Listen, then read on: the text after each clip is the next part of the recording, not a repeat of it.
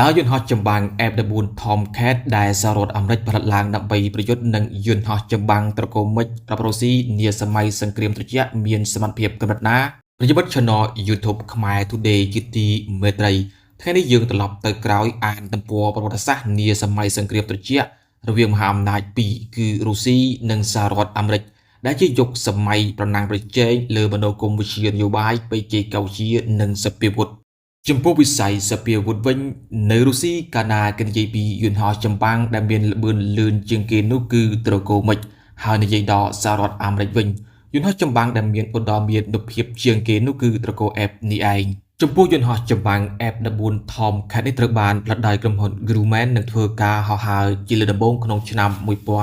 1570ដោយវាត្រូវបានឆ្លងកាត់ក្នុងសង្គ្រាមជាច្រើននិងធ្លាប់បានបាញ់ទម្លាក់យន្តហោះចម្បាំងរបស់សត្រូវចំនួន160គ្រឿងមានដូចជាយន្តហោះ Smerek F1S Dassault Merek និង Autumn Pegasa 311 Super Freeland ផលិតដោយបារាំងយន្តហោះ MiG-21S MiG-27 MiG-23 MiG-25 Su-20 Su-22S Tu-22S B-6D Autumn Pegasa Mi-24 ដែលផលិតដោយរុស្ស៊ីសរុបទាំងអស់160គ្រឿងដែលត្រូវបានបាញ់ទម្លាក់ដោយស្នាដៃ F14 Tomcat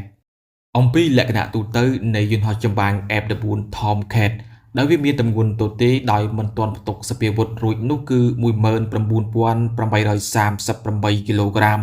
ប៉ុន្តែនៅពេលវាបំពាក់សព្វាវុធរួចមានទម្ងន់ចាប់ពី 27,669 គីឡូក្រាមរហូតដល់ 33,725 គីឡូក្រាមនិងមានបណ្ដោយប្រវែង 19 ម៉ែត្រចុច 13 កម្ពស់ 4 ម៉ែត្រចុច 9 ស្លាបប្រវែង 19 ម៉ែត្រចុច 545 ប្រើប្រាស់ម៉ាស៊ីនភ្លុះ General Electric F110 GE 400 Afterburning Turbofan ដែលធ្វើឲ្យ F14 អាចហោះបានចម្ងាយ 2,485 គីឡូម៉ែត្រក្នុងរយៈពេល 1 ម៉ោងចម្ងាយប្រយុទ្ធ 930 គីឡូម៉ែត្រ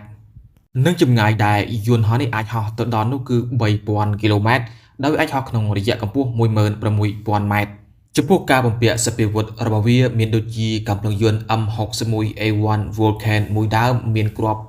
575គ្រាប់ឧបករណ៍បាញ់គ្រាប់រ៉ុកែតអមសងខាងស្លាបចំនួន6បំពង់បាញ់គ្រាប់រ៉ុកែតប្រភេទ LAU-10 ចំនួន7ដែលអាចផ្ទុកគ្រាប់រ៉ុកែតចំនួន28គ្រាប់មីស៊ីលសម្រាប់ប្រយុទ្ធគ្នាលើអាកាសមានដូចជា AM-54 មីស៊ីល AM-7 Sparrow AM-9 Sidewinder គ្រាប់បែក JDAM ដែលជាប្រភេទគ្រាប់បែកបំពាក់ដោយ GPS នាំផ្លូវនិងគ្រាប់បែក Pavey ជាប្រភេទគ្រាប់បែក Laser ស្វែងរកគោលដៅគ្រាប់បែក MK80 និងគ្រាប់បែក GPU 100ដែលជាប្រភេទគ្រាប់បែកចង្កោមចំណែកការបំពាក់រ៉ាដានិងបច្ចេកវិទ្យានៃយន្តហោះចម្បាំង F14 Tomcat នេះវិញគឺវាបំពាក់រ៉ាដាប្រភេទ ANAWG9 ដែលអាចចាប់សញ្ញាបានចម្ងាយ94គីឡូម៉ែត្រនិងអាចចាប់យកគោលដៅបាន24គោលដៅនិងអាចបើកការវាយប្រហារទៅកាន់គូសត្រូវបាន6គោលដៅផ្សេងគ្នាក្នុងពេលតែមួយក្រោយមកទៀតយន្តហោះចម្បាំងមួយនេះត្រូវបានផ្លាស់ប្ដូររ៉ាដាគឺដូរមកដាក់ប្រភេទ APG-71 វិញដោយអាចចាប់សញ្ញាបានចម្ងាយ370គីឡូម៉ែត្រឬក៏740គីឡូម៉ែត្រប្រព័ន្ធរ៉ាដា ANALR-67 គឺជាប្រព័ន្ធព្រមានពីការវាយប្រហារដែលត្រូវបាញ់តម្រង់មករកវាប្រព័ន្ធ IRST គឺជាប្រព័ន្ធស្វែងរកនិងចាប់យកគោលដៅនិងប្រព័ន្ធ LTA គឺជាប្រព័ន្ធស្វែងរកនិងកំណត់ទិសដៅនៃការបាញ់គ្រាប់មីស៊ីលនៅពេលយប់បើទោះបីវាប្រតិបត្តិការនៅកណ្ដាលរាត្រីកង្កឹតសូន្យសងយ៉ាងណាក៏ដោយគឺប្រព័ន្ធនេះនៅតែអាចជួយឲ្យ F14 បាញ់ចំគោលដៅតែម្ដងសពថ្ងៃនេះអាមេរិកបានដាក់វាឲ្យចូលនិវត្តន៍លែងប្រើប្រាស់នៅឆ្នាំ2006ហើយប្រទេសដែលនៅតែបន្តប្រើប្រាស់វាគឺមានអ៊ីរ៉ង់នៅប្រើប្រាស់ចំនួន40គ្រឿង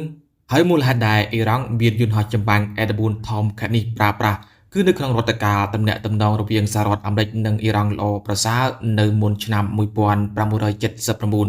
សហរដ្ឋអាមេរិកបានលក់យន្តហោះចម្បាំង F14 Tomcat ឲ្យអ៊ីរ៉ង់រហូតដល់ទៅ79គ្រឿងរួមជាមួយនឹងមីស៊ីល AM-54 ថែមទៀតផងប៉ុន្តែដោយសារតែអាយុកាលប្រើប្រាស់យូរហើយអ៊ីរ៉ង់រងការដាក់ទណ្ឌកម្មពីសហរដ្ឋអាមេរិកទៀតនោះទើបធ្វើឲ្យប្រទេសជាច្រើនស្មានថាយន្តហោះចម្បាំងធុន F14 របស់អ៊ីរ៉ង់អាចត្រូវបានឈប់ប្រើប្រាស់ហើយដោយសារតែខ្វះគ្រឿងបន្លាស់ក្នុងការជួសជុលនិងថែទាំប៉ុន្តែដោយសារតែមានការជួយជ្រោមជ្រែងពីចិននិងរុស្ស៊ីដោយរុស្ស៊ីគឺជាអ្នកអភិវឌ្ឍគ្រឿងម៉ាស៊ីនហើយចិនគឺជាអ្នកបំពាក់បច្ចេកវិទ្យាអេឡិចត្រូនិក